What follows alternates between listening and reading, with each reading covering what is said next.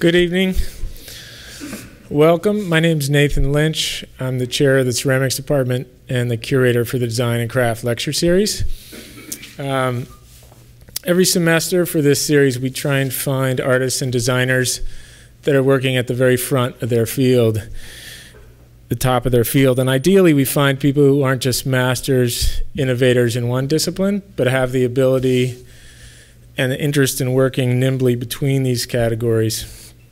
Tonight's speaker, Roy McMakin, is a perfect example of that kind of individual. He's a designer, an architect, a furniture maker, and his art, which draws on his knowledge of and experience in these disciplines, demonstrates a deep engagement with the artistic potential of domestic objects and environments. This is from his bio from the Matthew Marks Gallery, and I want you to pay particular attention to this next sentence, which I think describes so well what he's doing. In sculpture that looks like furniture or mundane household fixtures, McMakin tests the cultural distinctions that separate the two classes of objects which occupy the same physical space. So there's, at least in my experience of the work, there's a kind of slippage in terms of what you know or you think you know and what you understand. His chairs look like, to me, like a kind of drawing of a basic chair, except something's off. Like there's some kind of joke that has yet to reveal itself fully. It's like there's something wrong or mismatched and out of place, and it feels slightly funny.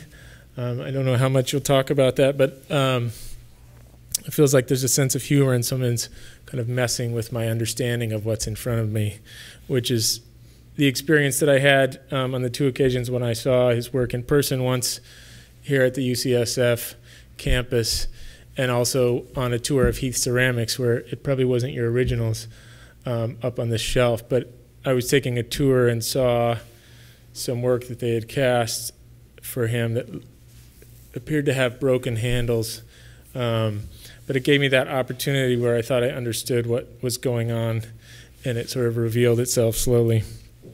In addition to his artwork, McMakin runs domestic furniture and domestic architecture, all of which is produced by his company, Big Leaf Manufacturing in Seattle.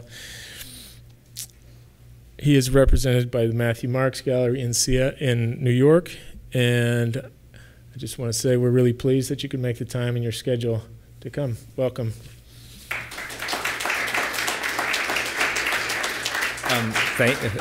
Thank you. Thanks for having me here. Thanks, Nathan. So let me get comfortable. So feel free to, at any point, if anybody has any questions or comments or anything, you can just yell them out, and at the end, if we want to talk more, we can. I think that was a great introduction. I think it is a good way to think about my work is the kind of category of objects or slip of objects, which is something that I think I was intentionally and unintentionally doing from the beginning of my career. I think mostly really in that it's just how I perceive objects, and it was just the kind of honest, authentic way I was dealing with them in terms of whether they were a piece of sculpture or a piece of functional object.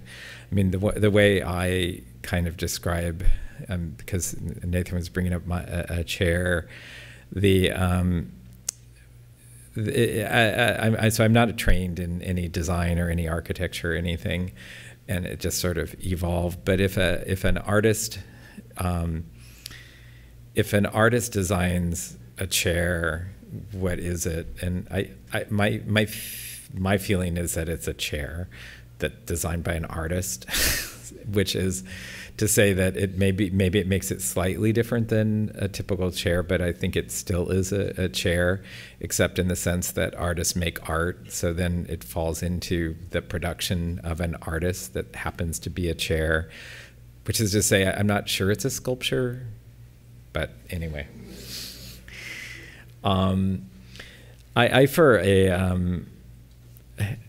For a long time, I was sort of tortured by liking iconic things like this juice glass that were plain and simple and seemed sort of inherently perfected over time to be the perfect thing.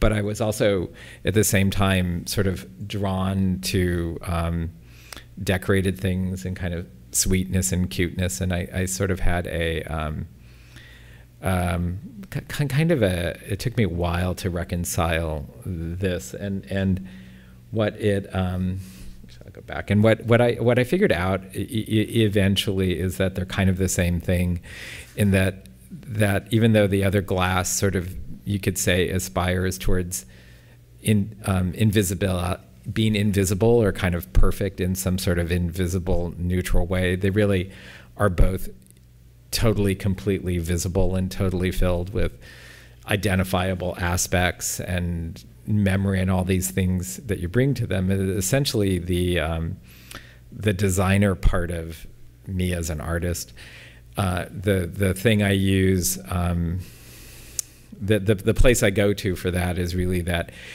you can't, because you can't make an invisible chair, or you can't make an invisible glass, or you can't make an invisible house. You have to make it look like something, and what that something is filled with meaning. And the meaning that I'm most interested in making things look like is love, which I think is actually just ancient, and essentially what's been going on, you know, through all of mankind, is that because things have to look like something, you try to show the love. And I think I personally evolved to that point because of sort of circumstances of my childhood and upbringing, I think I sort of imprinted on furniture as love-giving things versus other people in my household, which was sort of I think a screw up in parenting, but it's what I did. And I became really acutely able to identify when, like, a chair or a chest of drawers has that kind of thing going on in it. And so I've gone on to practice that. That's a can of paint. I don't know quite why I put that image in there, but I did. So, and this is a sculpture. So what I forgot to say is that there's like a ton of images here, and I kind of see this as a coffee table book experience where we'll just flip through lots of things, and so we're not going to like go through everything and talk about it, but you know, you'll just get stuff. So just imagine you're sitting sort of bored at somebody's house, and there's this book on the coffee table, and you just sort of flip through the pages, and then maybe things sort of make sense to you. But the word for is an interesting word that I like. This is a pair of lamps that were a bronze casting of a vase that I found probably 30 or 40 years ago at a garage sale that was handmade by somebody that I always carried around with me. And then I decided to memorialize it into a pair of lamps. But the idea of this is that one is on this little plinth being lit, sort of giving a kind of a justification for the lamp, that it's really just essentially a little sculpture with a lampshade next to it. And then the other one, it becomes the base that holds the lamp up. And I decided to do the same thing for my dog Joan, which was a really wonderful experience for both me and Joan, because I formed her from plasticine, but kind of visually next to me, and we spent a weekend with her on the coffee table, and then me next to it with this glob of plasticine just touching, so I did it by feel, which is really crazy, because then she, a few years after this, went blind. This is something I did a million years ago of my then boyfriend, Jim, and I called it Self-Portrait with Jim.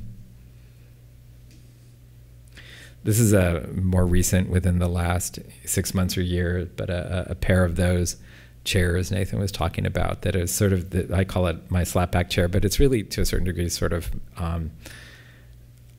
I semi sort of see it kind of as a stand-in for me in a way, but it's just this form that I developed, again, 20 or 25 years ago, that just comes out whenever I need a chair to come out. But then at the same time, it's also has a reference to John McLaughlin paintings in the back of it, and these two are just sort of nestling together. This is really one of the first pieces of furniture I ever did in relation to sculpture, which I did as a memorial to my grandfather right after he died. We did paintings of his farm, and then I made these tables. And it was, I don't really know, but somehow the tables just added a certain poignancy, and I think they kind of stuck with me from there.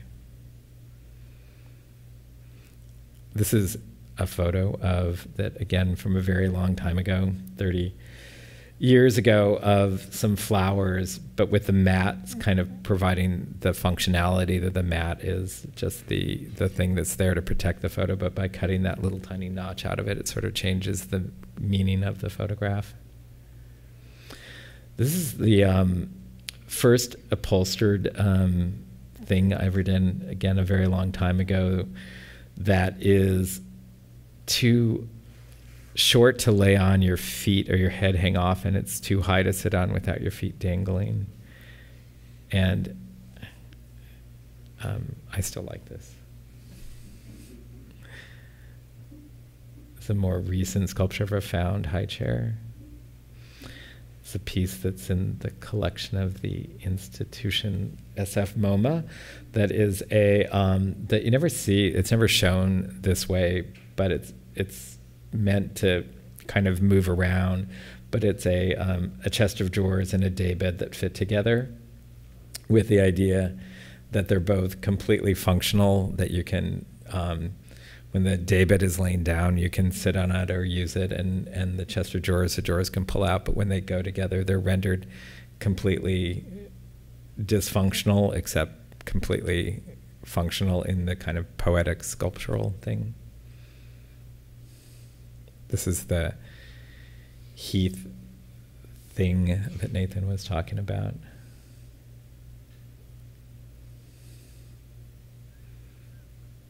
Which was actually done when, a very long time ago, actually Edith was still alive and still owned by her. It's just a little piece that was commissioned for the Henry Museum up in Seattle that's called Muses and Niches, which is just these 4 niches in the original building that I did these 4 different little sculptures that they occasionally put in them. They commissioned that they own.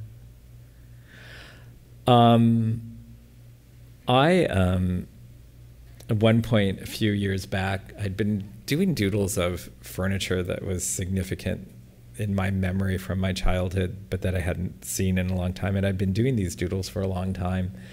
And I decided to give them to Scott, who runs Big Leaf Manufacturing, the shop that Nathan mentioned, which is the entity I have that builds my stuff. But what I did was and it's this very organized institution that makes everything perfectly, really way more perfect than I ever assumed or intended to make things. But it is me, and it's this kind of remarkable thing in my life. But I gave him all these doodles, and they were just little sketches, and I had him then go through first his world of being drawn in SolidWorks program and in the computer, and him interpreting the scale, and then it went and were built, and then they get painted in the way we painted things, and they evolved into essentially, and I'm really the only buddy who gets to have this experience, this very disjunctive thing between my past and my present, where they're forms from my past filtered through my mind, but then filtered through this other system of how things come to be in the world that I make, and they're very different than the original ones.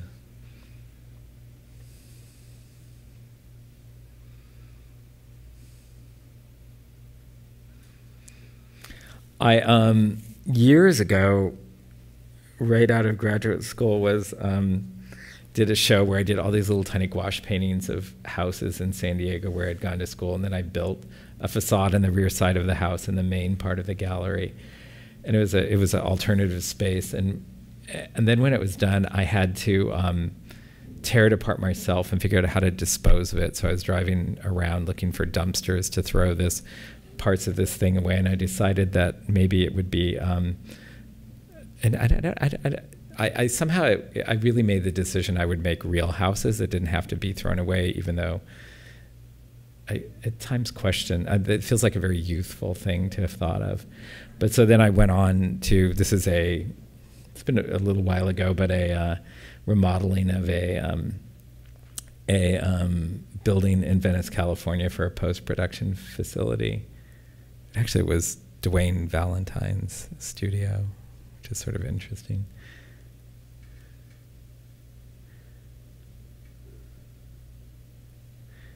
So this is where I'm just showing a few real house kind of remodels, which really came out of, I was doing furniture and people came in and said, that's a nice sofa, will you do that new wing to my house or an addition to my house? And I said, sure. And then this is actually the oldest house in Beverly Hills that we've worked on in 2 phases, both doing a historical restoration of the original house in terms of original color and detailing, but then where the programming changed, adding new interventions.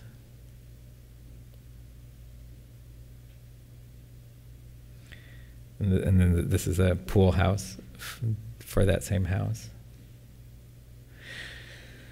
But then it became somewhat clear to me that somebody would potentially ask me to design an entire house from the ground up, and I didn't entirely know what that would be, so I began doing doodles of what I would do if I was to make a house from whole cloth, so to speak, and then I collected them in a little tiny book of doodles.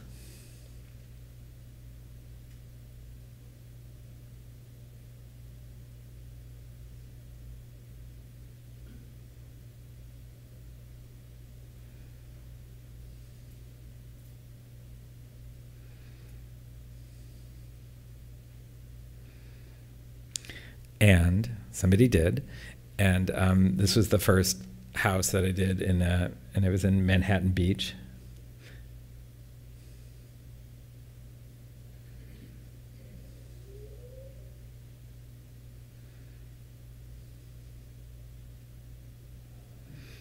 And it was on they have these things called walk blocks there, where you enter from a pedestrian side, and then the back side is where the garage is, and this is the rear side of it. The inside of the house.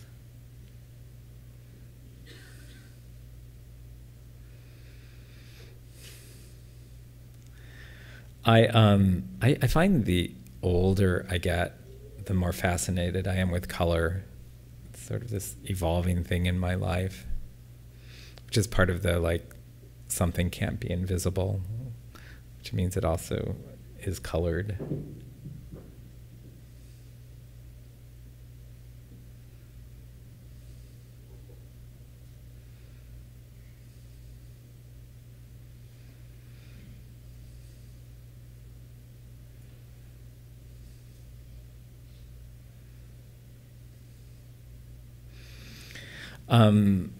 This is a place in Seattle called Western Bridge, which is an art center for wonderful art enthusiasts, Bill and Ruth True, that I designed for them a few years back in a warehouse building, added on the front addition entryway, which is really a giant double-hung window, a stairway, and a door, but they're all kind of both expressed and not expressed, where the door is kind of cut in the side of the window, and the window becomes three-dimensional, and the roof line is echoing the staircase.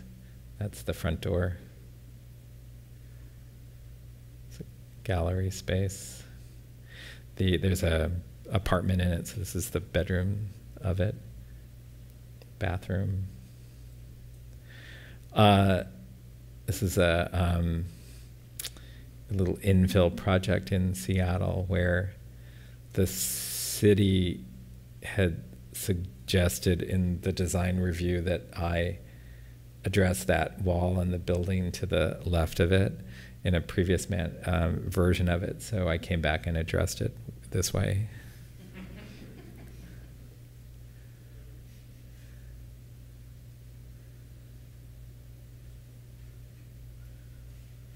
This is a house that I did on Vashon Island, an island off of Seattle, for somebody who lives in LA and up there. And they had looked at that same little book of doodles, which, as it turned out, came in handy, and pointed out certain things in that, like the sequencing of the double hung windows evenly spaced around it, as being something that they liked.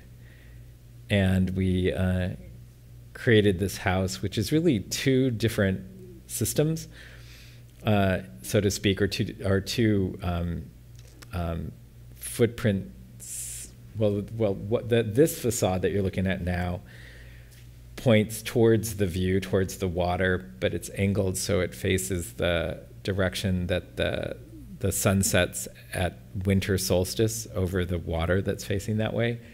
And then the opposing one to the left points to the location where the summer solstice sun sets, which is about 110 degrees. And then all the other angles are 90 degrees to those. So the whole house is kind of the reconciling of the different those different logics, which are there for a reason, in that in the winter it allows more sun into the house, and in the summer less, which is desirable.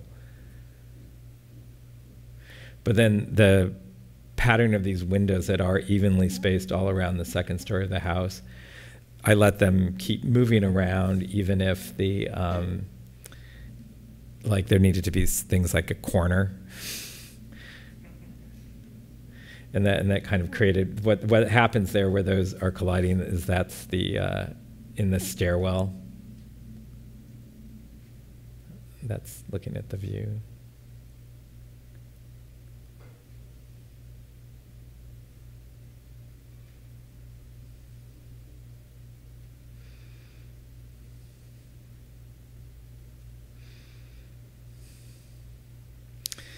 The thing in this house, so the house is mostly gray with these punctuations of color, but I think there was, I don't know, it was 12 or 13 different grays that I developed that are darker and slightly go up, not within each, not like they're not like airbrushed in, they're just like the lower part of the cabinets are one gray and they go up in this not formulaic but sort of intuitive fashion, which is really, it's successful in the sense that I think the house would be really flat and kind of depressing, but it's not, because there's this kind of shimmer because there's so many grays that are kind of changing throughout it.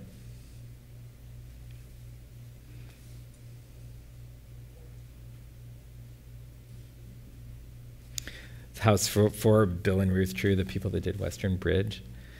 And it's built on the side of a house that looked somewhat like this, but that it was very different at the same time. And it's a house typical to that neighborhood to a certain degree in Seattle, but it arcs in to create this sort of enveloping motor entry court and feel like this traditional house that's kind of morphing or bending.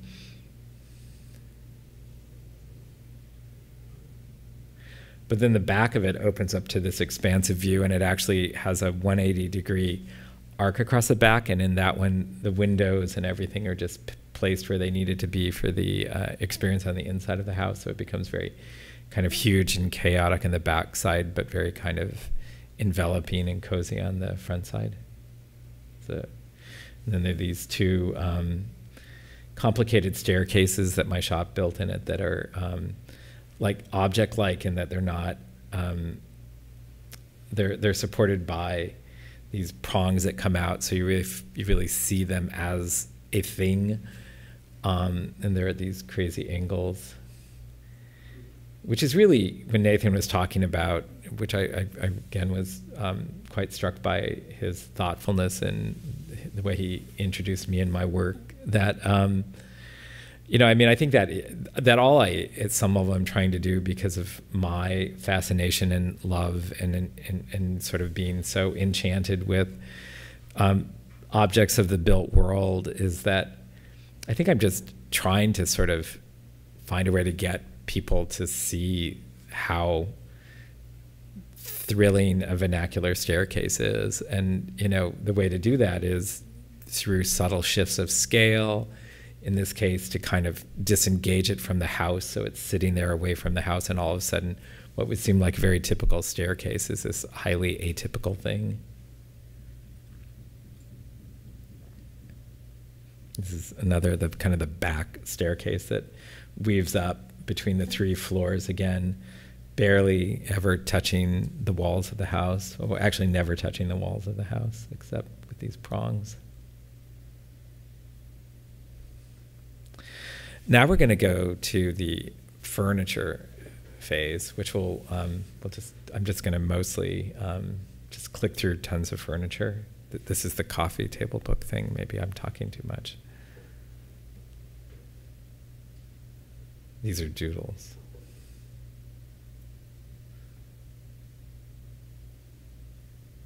And my furniture is, I mean, it started as the idea of a small furniture company, but because I'm an artist and not completely business focused, I never really made it that organized as a business or really a furniture company. And it evolved into just endless, happily ongoing commissions of furniture for different circumstances with different people. Some of who have lovely are in the audience tonight.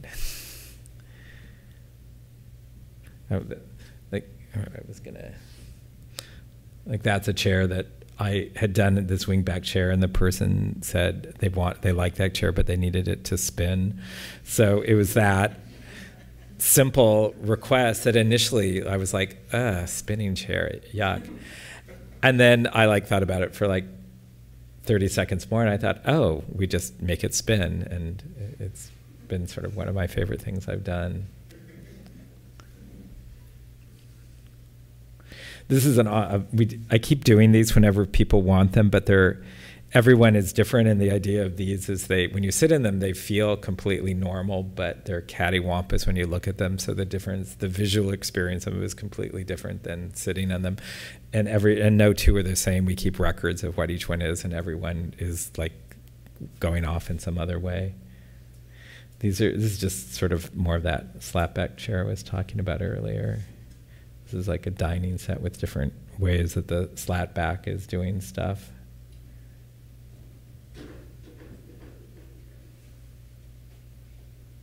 Okay, those are mirrors in the back, and that's painted. These are just various working up to that slapback chair years ago. The little show I did of a slapback chair.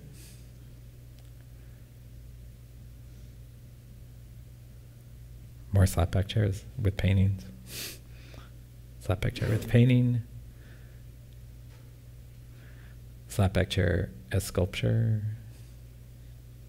These really are sculpture, not chairs.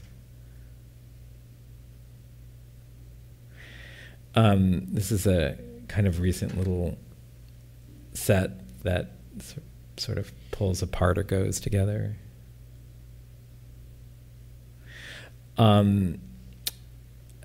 A few years ago, I started using this found furniture, partly because I just have so much of it that I didn't know what to do with it. And so this is a Gustav Stickley chair I dragged around for years, and I kind of like the funny piece of crappy upholstery that was put in decades ago.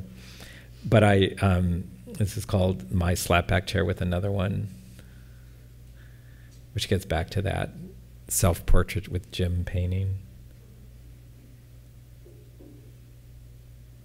These are some relatively recent upholstered chairs.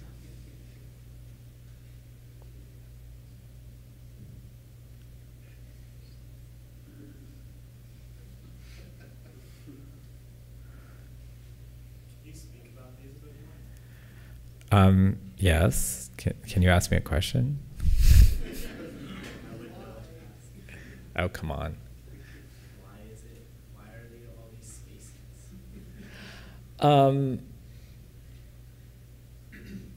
Well, I mean, it's a little, I probably should have had a picture, because they actually, like the cushion there is sort of, it works for one's butt, so to speak. Like it actually functions as a chair with this other spot, which if you have small dogs or cats, they really like that zone, like Joan.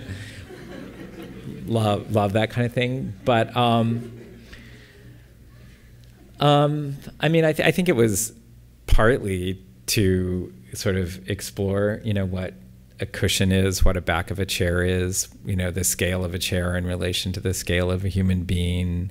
You know, I think this, you know, I like that one has a kind of rolled arm, so it has this sort of traditional quality, and then this one has this more sort of modern contemporary quality, but they both become kind of silly and goofy and filled with this sort of questioning content. Does that? Okay.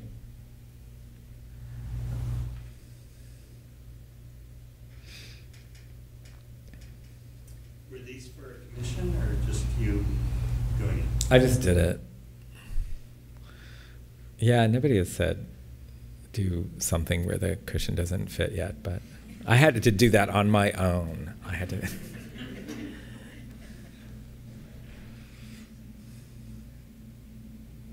Do you like them? I can't tell. Yes. Yeah. Yeah.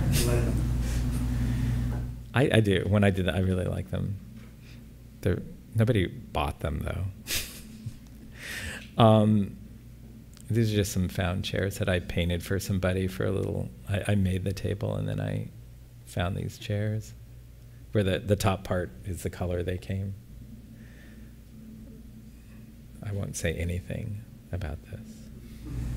So the little found table and my table. Are those physically joined? You showed one other that the two chair pieces. Or No, they're passively together.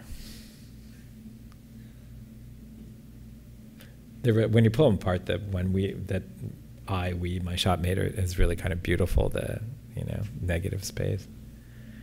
It's a coffee table I did a few years ago. A table. Another table. Another table. Another table. We're in the table section of the coffee table book.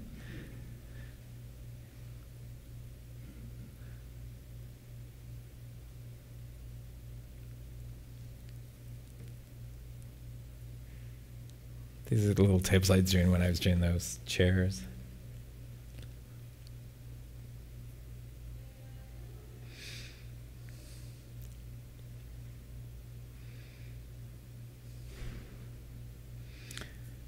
Commissioned little coffee table piece. I think this is the transition to the chest section. And does it spin? What? And does it spin? It doesn't. It just floats with a lot of kind of silly effort. But it's really, it doesn't spin.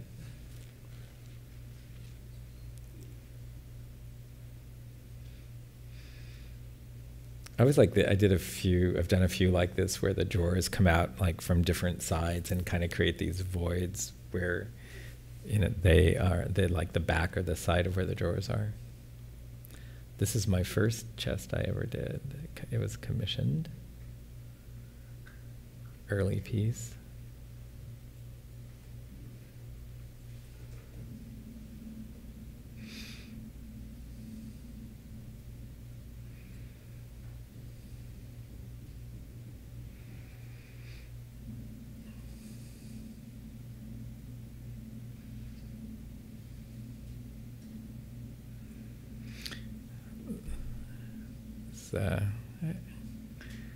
A funny chest. I guess I should have had another image of being where it sort of bows and expands, and when you're in front of it, I think I got it just subtle enough. You feel like if you got if you have trifocals like I do, like that you've got a new set of glasses and the whole thing is sort of distorted in front of you.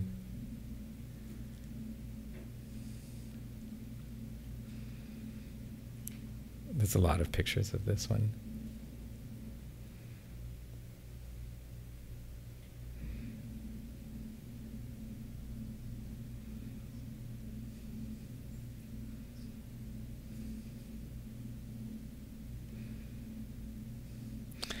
I, several years ago, did this one, and I was initially, the working title was self-portrait, but I changed it to 2 chests of drawers, one with no knobs and the other where the drawers are too big.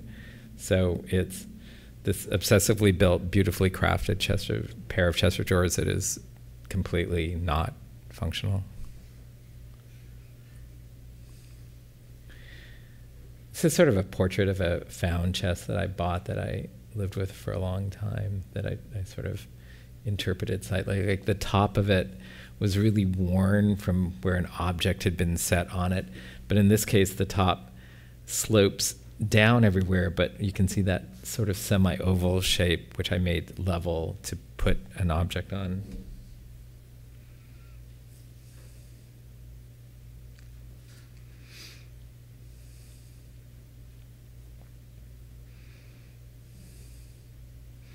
It's a chest of drawers and a painting.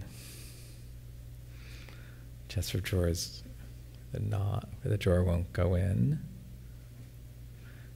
And this, I think, is showing from that one that was self-portrait with the 2 chest of drawers. This is one where it's a chest of drawers with 1 drawer doesn't fit, which I think shows improving psychological health. And I'm serious.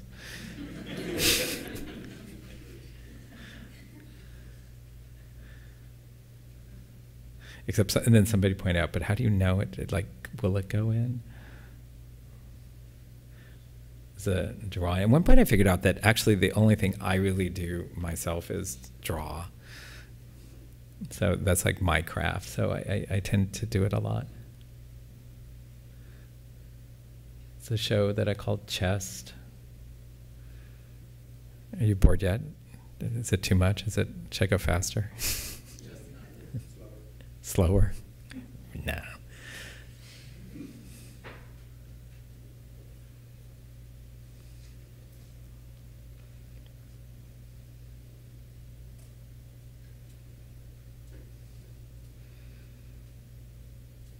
See what I mean about this? The people that work for me, they're amazing. I mean, they build all these things. What's going on in that top drawer, that surface?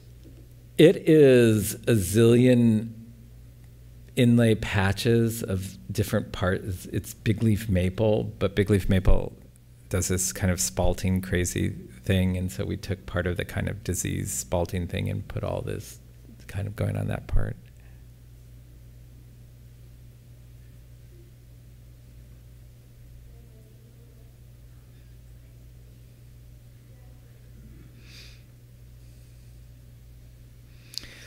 Nathan was referring to the piece that's close by at UC San Francisco, which was, they commissioned me a few years back to do all the seating in the main quad as they were building the campus.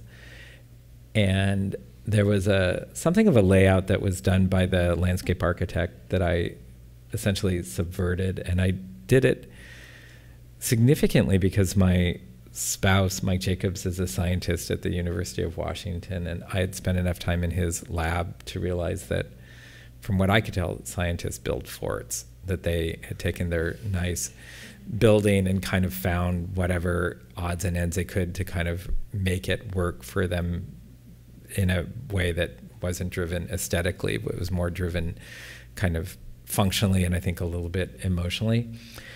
But so then I asked Mike what he thought was the most iconic object in a lab, and he said the -80 ultra cold freezers that you see on the left hand.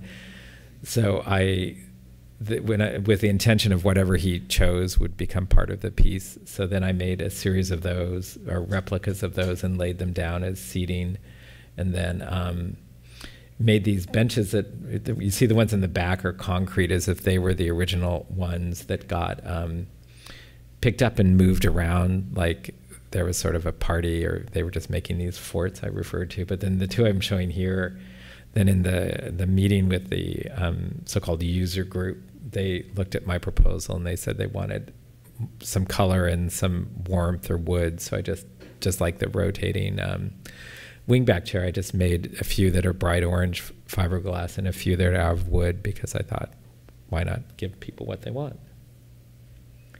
But then I made, these are porcelain metal banker's boxes and bronze chairs. And then this is a piece in Seattle at the Olympic Sculpture Park that they commissioned, that is right on the water, that spells out love and loss with the spinning ampersand, and the O is a little fountain and the V is an apple tree, and you can see the rest. It's a piece I did quite a while ago that is called Sub-Zero. Well, it looks like a Sub-Zero on the front. I forget what it's called.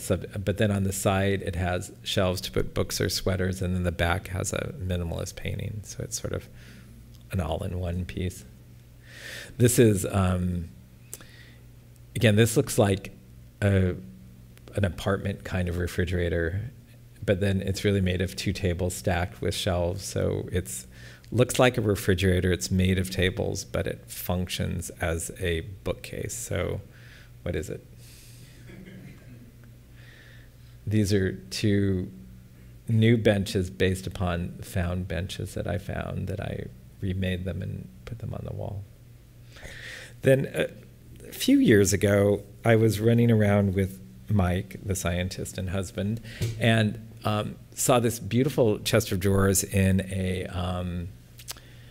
a junk shop in Seattle, and it was $35, and we were loading the car, and I was all completely excited about having found this fabulous chest of drawers, which is this green I like, but it looked like maybe a little bit like an Agnes Martin painting on the front or something. It had this sort of minimal thing that sort of tugs at my heartstrings a little bit. And it is like sort of like 36 inches square. It's this beautiful proportion thing. So we're loading in the car, and I say to Mike, and I'm just feeling like somehow life is okay. And I share that with him, and he goes essentially, yeah, it is really incredibly wonderful we found this dresser, because we only have 45 green chest of drawers.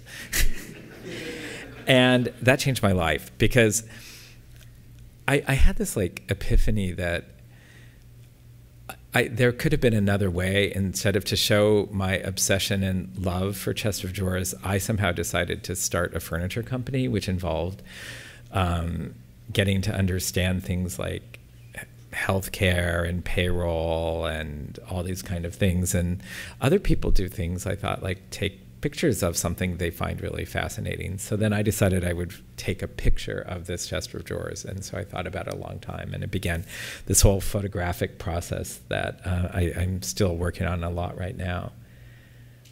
And what I did was I decided to take many, many, many pictures of it, moving it around, and I was trying to replicate what an elevation of a house or something is, which is, when you think about it, this sort of crazy, impossible godlike point of view, that instead of seeing things from one point of view, like you do as a person, you see it like all over simultaneously. So I tried to replicate that of this chest of drawers, and then do it with all these photographs, taking enormous amount of data with it. So when it gets printed, it looks like the thing. And what I ended up with is this totally ungainly, ridiculous group of 6 photographs that are kind of weird and screwed up. So with the idea being that the attempt to capture my obsession with this through photography was also cumbersome and difficult.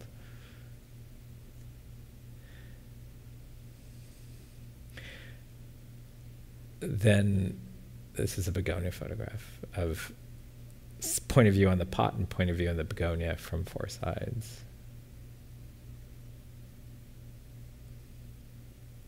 Then this is one of my favorite photo pieces, which are these pieces of fabric I've dragged around for 40 years that just kept in a drawer, that I think were curtains that had this beautiful color and quality of fading and everything. And I did that the same way, but went down with many, many, many shots. I think each one of these, well, they're each about like 5 by 7 feet high, each print, and they're printed on 2 sheets of paper that kind of flop slightly, and each one has about 100 different photographs capturing it, so that there's, again, not a single point of view of it, but it's, 100 points of view of this flat thing, which is, again, kind of ridiculous and pointless.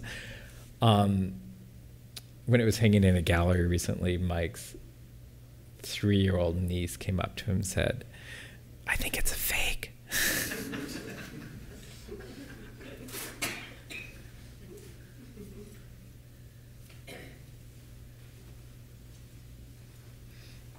And we're almost done. This is a very recent group of work that my parents both died, and the whole level of the estate and everything is really this horrifying experience. But I was able to get a few things back from it, sort of this meaningful furniture and stuff, and I didn't know what to do with it because I didn't really want to live with it, and I didn't really want to give it away or sell it. So then I got offered a show in Connecticut at the Aldrich Museum. So I did these kind of interventions. This is the first piece of furniture I ever bought when I was 13, which is just happened, I found out 10 years after that, is a Gustav Stickley drop front desk. That for this show, I sawed it in half and took an inch out of the middle and put one of my slapback chairs. And then this is the first thing I ever designed when I was in 7th grade shop, on the inside, that my father for some reason slapped all this weird brown thing on, but then I made 2 new ones just like it and put on either side of it. And then I cut the middle out of that. And this is a rocker I bought when I was probably 15 and sat in my parrot's attic forever, but I had painted it this blue, and then I got it back to my shop and I cut out the middle, and I took a plan for another rocker I had made already and inserted it in the middle and used a blue that I used for that rocker, which is sort of uncanny how that all went together. And this is this sort of haunted, creepy bed that I won't horrify you with, that I put this mirror that's a mirror in the middle of it. That's the end.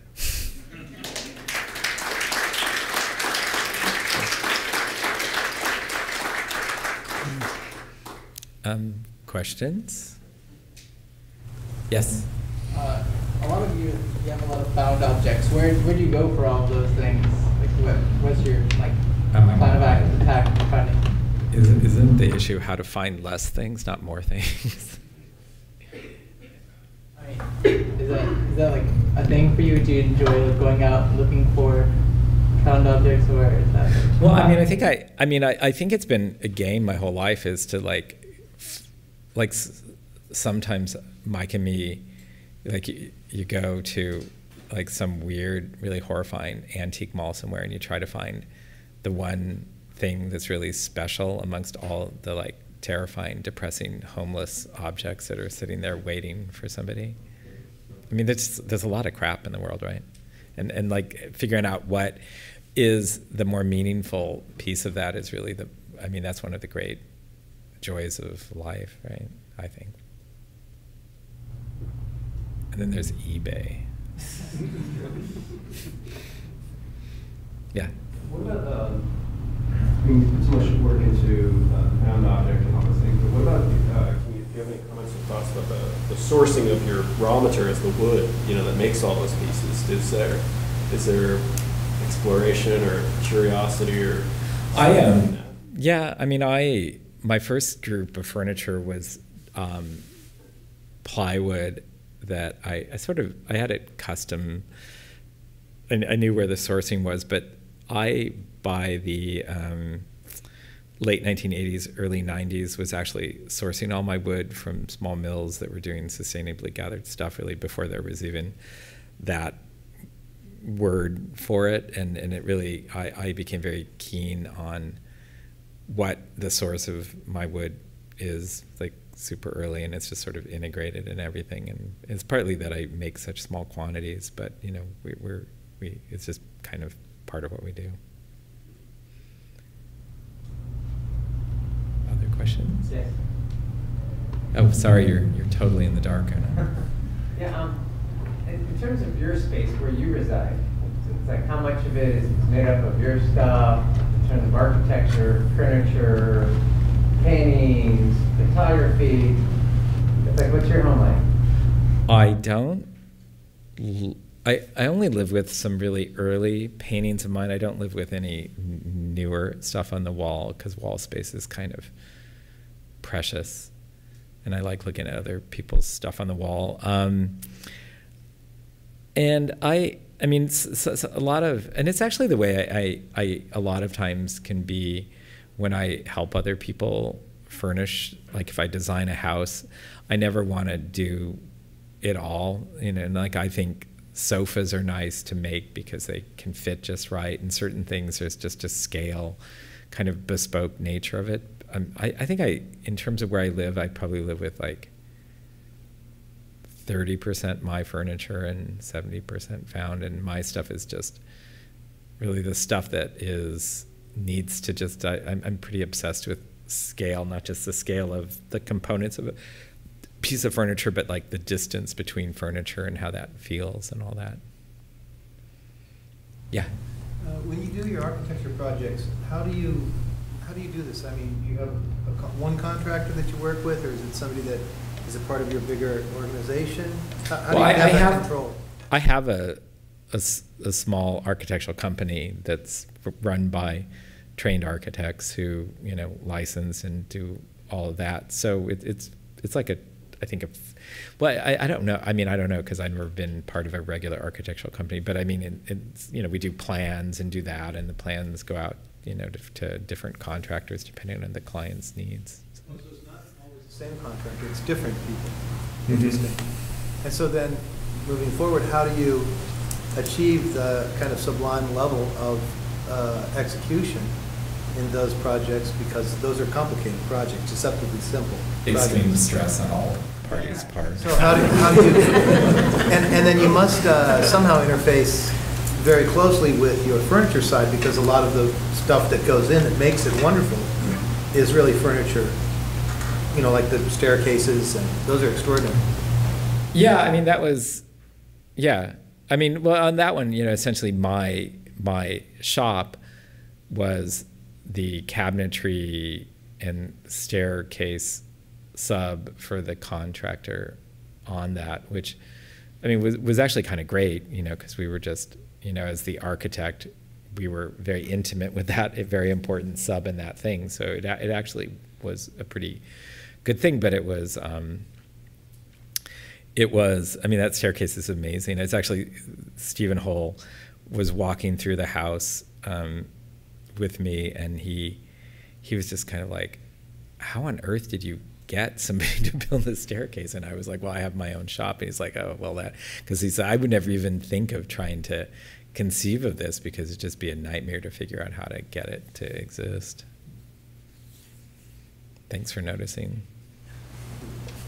Yes? I think you've worked with established sites, and you've got some pieces in production. How interested are you in doing more production furniture? I can't decide.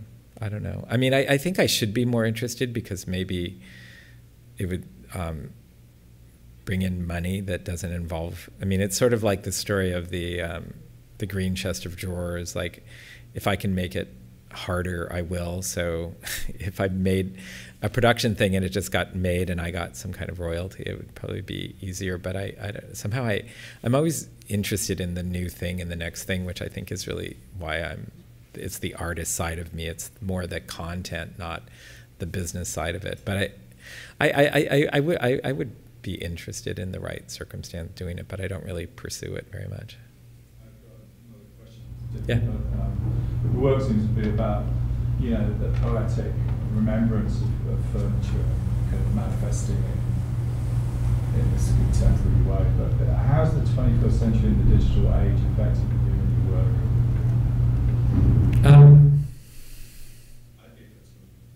Say what? If it is affecting you. Well, I mean, I think that everything is. I mean, it certainly is all designed, you know, in a really sophisticated software thing. SolidWorks is. I mean, I assume some of you know that and work with that. So I mean, that's allowing certain things to, for my imagination to go somewhere, and then the people who do that within my organization to then. Solid state, or the ability to, the Internet of Things, which is coming about in RFID, and how objects in our world are going to be taking on radically new meanings and functions. Well, I think I'm in my own little world and do my thing, and I think I, look at things, but I've been doing this for a long time, and at some level I keep doing the same thing over and over again, and I think I am evolving, but I think I'm more evolving internally in my relation to things, which I think is again why I'm an art. It's the artist in me, not the designer in me, that I'm not really sort of thinking about things in a design way or even in a completely material way, but it's really just this sort of personal exploration way. Does that? But if we think about technology in a different way, then the atmosphere that your work creates seems to draw a line in the sand at like the beginning of the jet age, right? So, and so is there, when people do, we live with a lot of technology around us now. Mm-hmm. So you're showing us, your work's really beautiful, and I think part of its beauty is because it's unadulterated. So what happens in use? What happens when things start to, invade it? Particularly things of a very different material quality, like consumer electronics or things like that. Does that? How do you? Well, I assume in the past I did. As silly and simple as like TVs.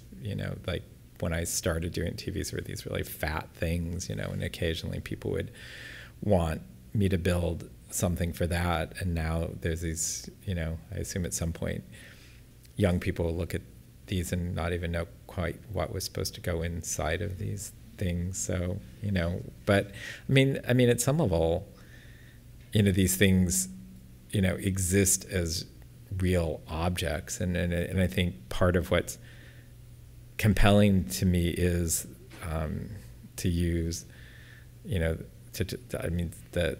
how they come to be made, the craft, the time that goes into them, that they sit there as, all my paints are painted on by hand and by brushes and all that kind of stuff. And I think they're just sitting in their own category of stuff that I think is still valid. And I certainly use consumer electronics, and I'm, Does it add to what you're trying to create, or do you feel that it disturbs what it is you're trying to create? This atmosphere that you're talking about, this quality of love. No, I think I think they exist simultaneously next to each other. I don't think it's just that what I'm doing is interesting to me, obviously, because I keep doing it. And, the rest of the world is compelling as a person who's alive in this time and sort of, appreciating the kind of changes that you see when you get to be of a certain age. But I don't feel like my work has to necessarily do that. I'm really, like some of those just dumb iconic tables that I've been making for 40 years or whatever.